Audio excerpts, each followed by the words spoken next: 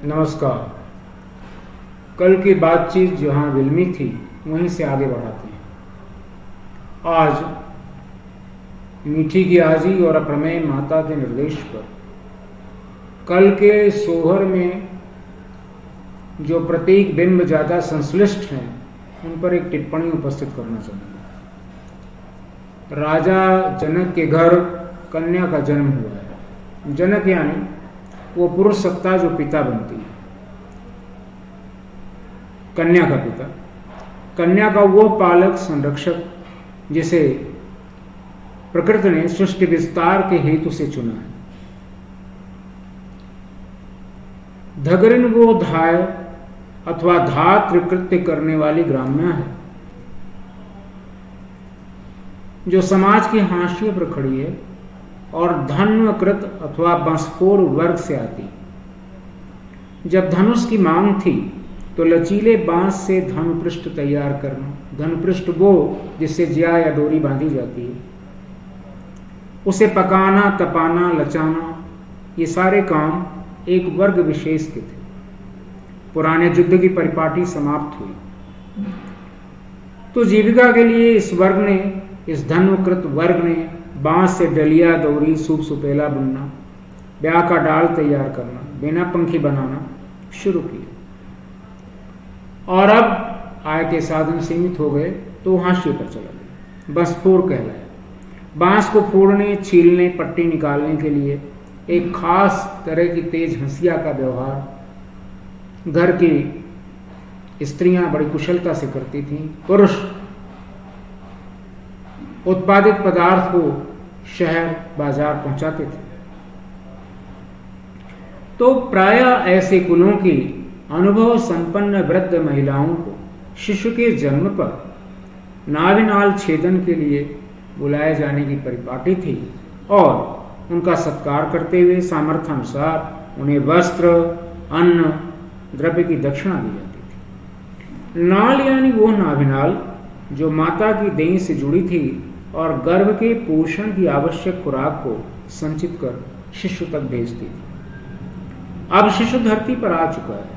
उसका व्यक्तित्व, उसकी यत्ता विकसित हुई। इस विकास के लिए नाभि संबंध का आस्थगन होना अनिवार्य है। सीता अपने समय से आज तक सनातन स्त्रीत्व के पैमाने पर समग्र पूर्णता में अधिष्ठित सत्ता है।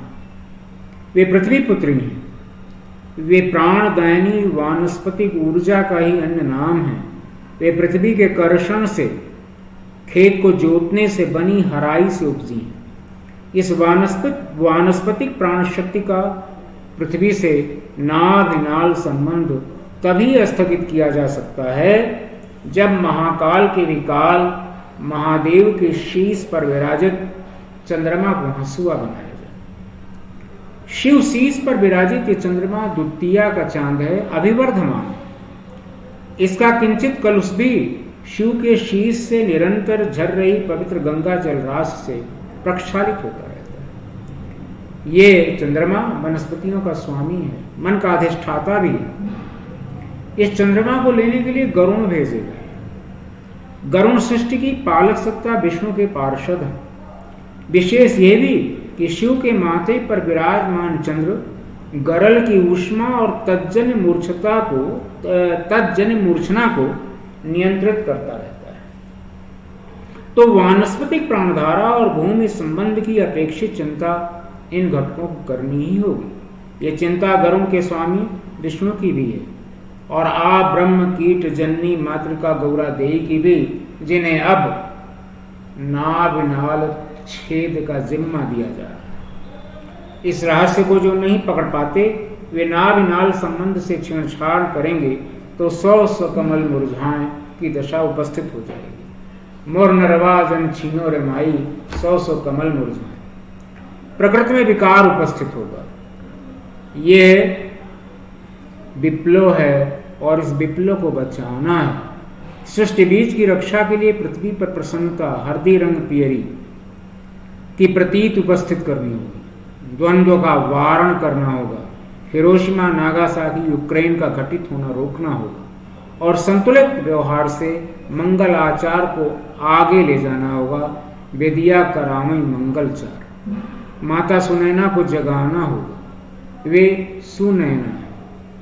उनके नेत्र सत की परख करते हैं, उनकी पारखी आंखों की नींद हटानी होगी। इस सत के आंचल तले जुगीन अवध युद्धवीन मनोभूमि में सरजो जल यानी शीतल प्राणधारा से सिंचित रामता यानी परा पौरुष को अभिषिक्त करना हो। रामता की चरितार्थता, उसकी पूर्णता के लिए उसमें सीता शक्ति का सन्निवेश करना होगा। जनकराज के आंगन में खोदा गया सगरा इसी पूर्णता का समग्र प्रतिबिंबन है।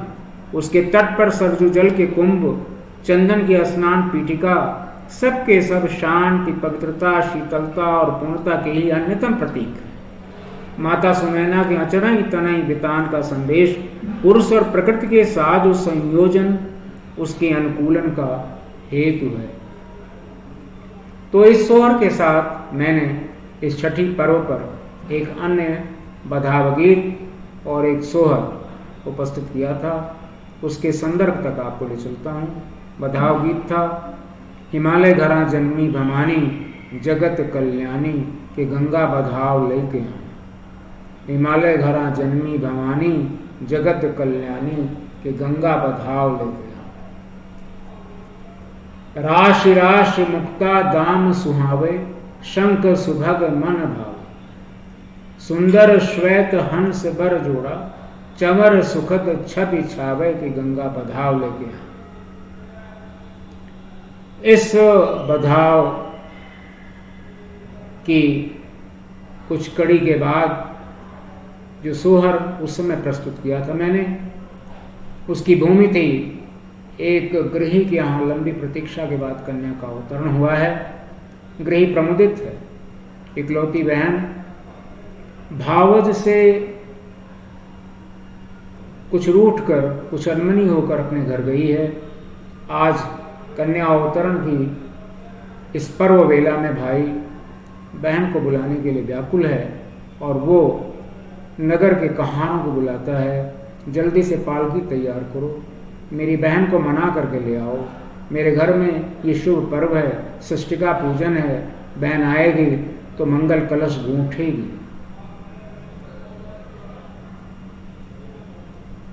पवित्र जल से कलश को भर करके कार्य की पूर्णता को सुनिश्चित करेगी। कहार जाते हैं, बहन तैयार, दरवाजे पर पालकी रुकती है, भाई बहन को भेंटता है, आंगन में लिवा लाता है, बेदी के ऊपर पलंग बिछी है। सब कुछ को बढ़ाने वाली अभिवर्धनी बहन इस पलंग पर विराज है। ये मंगल कलश रखा है, इसको गूंथो। संस्कृत में करीश शब्द का अवधि में व्यवहार करसी की तरह होता है।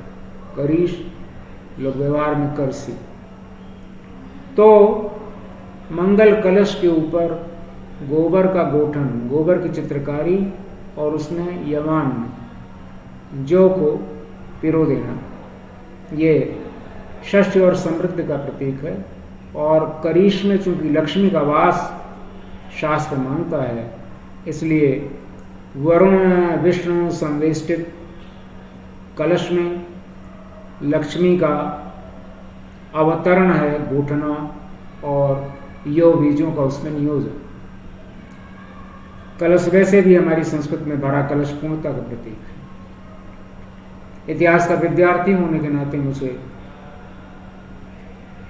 ये जानकारी है कि बैक्ट्रियन यवनों ने अपनी मुद्राओं पर ओर्दोक्सो देवी के साथ कार्नकोपिया चित्रित किया है। ये कार्नकोपिया अनाज से भरा हुआ पात्र है जो संभवतः बकरी के सींग से तैयार किया जाता था, श्रृंगी की तरह।